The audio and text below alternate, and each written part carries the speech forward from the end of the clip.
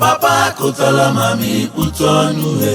Ọ na-ewe m iwe n'obi. Mama kụtala papi ikputu ọnụ he. Ọ na-ewe m iwe. Ezinụlọ gị ọ nọ n'udo. Ezinụlọ gị ọ dị mma.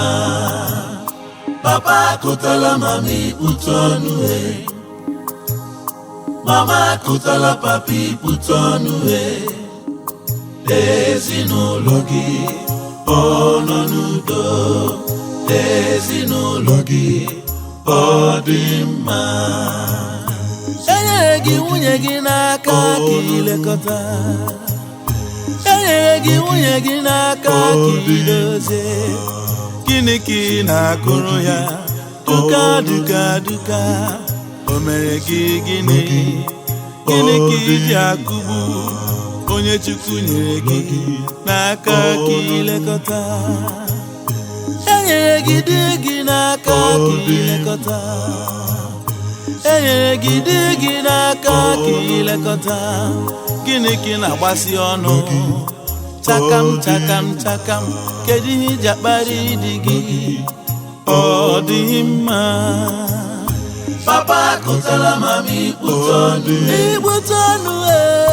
Mama kụtala papi ikputu ọnụ he. Ikputu ọnụ he. Ezinụlọ gị ọ dị n'udo. Akụgbula ya. Ezinụlọ gị Akụgbula ya. ọ dị mma. Papa kụtala mami ikputu ọnụ he. Were nwayọọ nwayọọ Mama kụtala papi ikputu ọnụ he. Kpọkọta nwunye gị nso. Ezinụlọ gị Jụọ ya ọ ajụjụ. dị n'udo. Jụọ ya ajụjụ. Ezinụlọ gị ọ dị mma. Ọfụgbuola m Ọ dị mma. obi na kịga m ilu. Adala m agbụ ilu o. Ọ nọ n'udo. Because ahịa mmụga na marriage adụgbuola m ụjọ. Ọ dị mma. For better for worse. Ahịa anyị na ngugbu for worse we shall go. Ọrị mmagba ahụ. Akpa nna ahụ na Ọ dị mma. onye nna na je ṅụcha mmi. Ya bịa ji nwaanyị ya. Mụọ gba na-eshi akwụ ọkpọ. Wụọ Tyson and Douglas. Na Romeo. Onye mmana jekwanụ ya je nụrụ aba. Na star. Na shine bọbọ. Ya na yoruzi ayad. Ishiri ya wụọ problem. Di amụ akwa na ịkụ ọkpọ. Nwaanyị amụ ịkụ ọkpọ. Eleghị na zigo ụmụ ị mụrụ. Ezinụlọ mama na papa eji akụ ọkpọ. Ịmasị ezinụlọ ha were echi Tyson and Douglas. Ọ na-awụ nwa kuma, nne kuma, nna kuma. What are you showing your children? Anyị mụga na mere ji ụwa adụọla m ụjọ. Nwoke na-achọ ọrụ. Ọ ga-anọgide ọfisi, ọ nọgide ebe ahụ, nọgide ebe ahụ. You're very late in the night. Nwaanyị ya jụ m esi, where are you from? Ya sị ya rụgo overtime. Ọ rụgo overtime ya na họteelụ. Ọ mịwọ ihe agbaga gị. Because nwoke bi na flat. Je kpọchiela nwaanyị duplex. Hey! Ọsọ agba nna. Emega ya emego. Ụfọdụ ndị nwaanyị. Nwobịa nwa afọ dị nwo. Jee ma na ke shuga boy nwo. Nwoje nọcha ebe ahụ. Ayọruo mmadụ a ka isi ole. Ya shi na ke mma amaka.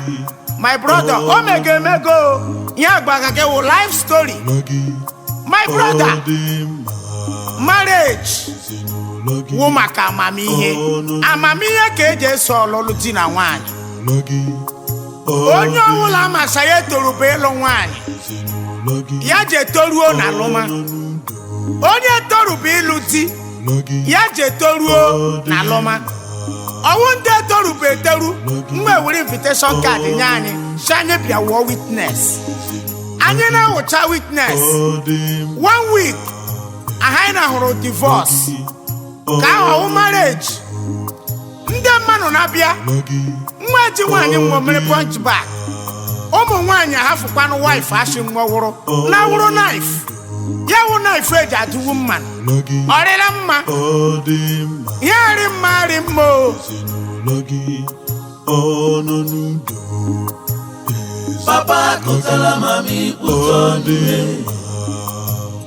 mama kụtara papi pụta ọnụ ezinụlọ gị ọ dị n'udo ezinụlọ gị ọ dị mma papa kụtara mami pụta ọnụ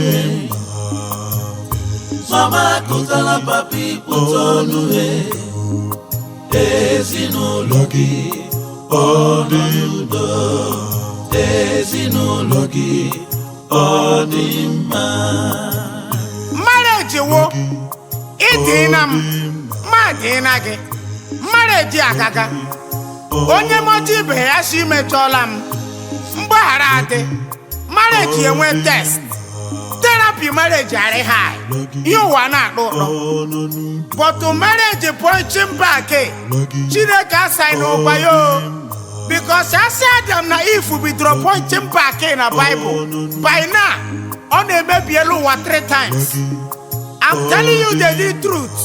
Nwoke bịa lụcha nwaanyị ya were nwaanyị dome ụyọ najagboro ndị sheri koko jema họteelụ Ejeagha ruo hafụ nwaanyị o jiri ego jeluruo ọrị mmakpa ahụ ndị ka nwaanyị bịaruo nwa hafụ ti nwo jegboro ndị under 17 ndị ejenye ọbara na Ejeagha ruo my brother ka ahụ marriage ka harị mma agwa ha ikwe ịmụ ihe toro ogologo asị gị lema nne di gị ọ gba nwa gị garị onye makarị mma ya mechie ya emechie enyere gị nwunye gị n'aka ka ilekọta enyere gị nwunye gị n'aka ka idozie gịnị ka ị na-akụrụ ya duka duka duka o mere gị gịnị gịnị ka iji akụgbu onye Chukwu nyere gị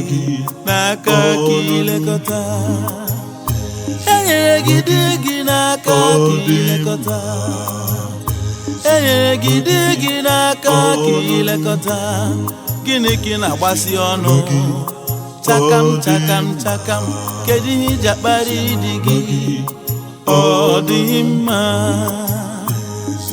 onye mma masa ya nwe onye mma ya bịa ya sụrụ milisket were kotes ite were chado na liquid nwo were eyelashes pịakpama ya na tekemukwu onye mma o onye mma elele ihe trọsi nwa gị nwaanyị mee onye mpa bịaruo ya bigara nọrọ ihu nwa nwoke kpọọ nwaanyị ndị under 17 ya si bobo aka gị ga-agbọ ala m what are you showing your children onye dịkwazi ebe dị ya kposazi ayo judu mechie ihe mma so that Chineke ahụgbochile gị anya ọma because marriage nwunyere mma o wee union between husband and the wife a na-eme ya ụwa ya akpọju ụtọ cheki egwano enwere ebe mmiri si bụ opi ụgbọgụrụ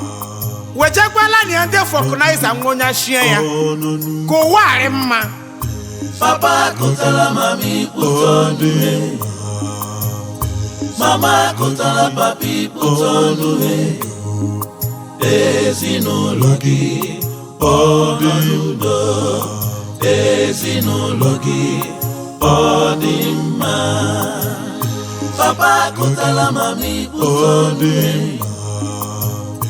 mama kụtara papi pụta ọnụ ezinụlọ gị ọ dị n'udo ezinụlọ gị ọ dị mma ejeji ezinụlọ gị ama akpụ ọma ka ejeji ya ama akpụ ka ọ jụọ ijikwa jụọ onwe gị ị jụọla onwe gị ihe ndị mmanụ ụsha gị wụ asị aga hụwa asị aga hụwa ashawo ụmụ nwoke ugbu na jee gụsịrị ụzọ a na-akpọrọ mgbegbe esi akpọ nwaanyị my brother jee na Abuja jawunye mega ebe a ụmụ nwoke na jikerecha nwa na-afụ aka achọ ụmụ nwaanyị ndị ga-akpọ nwo uweru nne mmebi o Chineke ya ejila eme na mbụ ememanụ onye nwaanyị jikwa Sofia ga-enyoga amara m si ịhụga ya ahụga because ma Chineke kere Adam bụ ọnụrụ ebe ọnụ ya bụ onu okesi ihu Chineke washo n'idiri nwanyị bịa were if mama ya aka ụwa dọm ụdọ enwe ma likeness and the love ekpe one but ugbo anyị na lugu ugbo ma lụọ nwanyị shandebri ma alụ mana nwanyị meje lụrụ di ndị enyi nwanyị alụmana di itoruola ịlụ di na nwanyị ị ga-emefukwa ya nọ n'ime ya because ahịa nọ n'ime ya wụ ndidi ka eji eso di na nwanyị ọ wụ ndidi di ndidi ọhịa eji eso ya ọwụ tutu gaga ọwụ ịkụ nwanyị gị ọkpọ ije na stadium ga-eje power lift gị bịaruo na ya dị ga-eji nwanyị gị mee practice my brother eluigwe bụ na gị gaa wụrụ nwanyị chingom ime ari eshi ime ose asụ vegetable ime eshi ofe ọgbọlọ ime eshi ịbịakwa n'ime n'ụlọ nwoke gị si nwoke ha kụgbula gị maka afọ nwoke wuri ụtọ inye di gị ihere mma di gị ele gị anya ọma because once upon a time wụ time akarikwa akịpa kwa akari oh the spirit of marriage Papa kotala mami putonu he Mama kotala papi putonu he Ezinụlọ gị ọ dị udo Ezinụlọ gị ọ dị mma Papa kotala mami putonu he Mama kotala papi putonu he Ezinụlọ gị ọ dị udo Ezinụlọ gị ọ dị mma Chineke chọọ nwaanyị nwere good therapy nye anyị so that anyị na-alụọ ya anyị ajị ya ruo rahụma because ụdọ pineapple ọwụ test ya ụdọ watermelon ọwụ ụcha ya Chineke were ka eri mma gọzie anyị because onye lụọ nwaanyị eri mma rahụma ụra ya ekoma n'ụra na matras ọwụla enwe pilo ahịa kọrọ ya because anwoke hụ matras nwaanyị hụkwanụ pilo ya ya correspond ọnụ hallelujah kpọtụm eluigwe Chineke ngwa nara otito were marriage ji nye anyị ngozi in Jesus name amen mega uncle J Mama kotala papi putonu he Ezinụlọ gị ọ nọ n'udo Ezinụlọ gị ọ dị mma Papa kotala mami putonu he Mama kotala papi putonu he Ezinụlọ gị